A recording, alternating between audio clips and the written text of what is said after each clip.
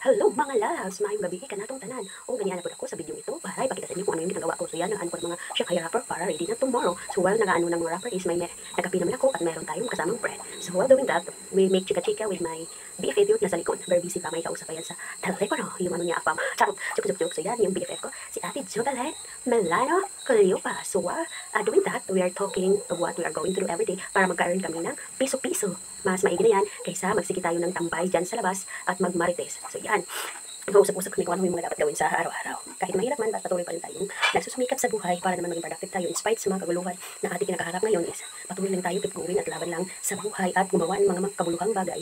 Iwas tayo sa gulo at iwas tayo sa mga toxic people para naman tayo is mag-grow tayo as individual. So yun na nga mga lalab, sa lahat ng mga sumusuporta ko din sa mga uploads ko, thank you so much. Na-appreciate ko kayong lahat at maraming salamat sa 9,200 plus ng followers ko. Malapit na talaga tayong mag-10K. Keep going lang kayo sa pag-support sa akin. Malay natin someday mag-earn tayo ng malaki. So nag-share tayo ng mga blessings para sa mga solid supporter ko. So we are chikahan that time. Yan talaga yung best friend ko for almost, ilan ba?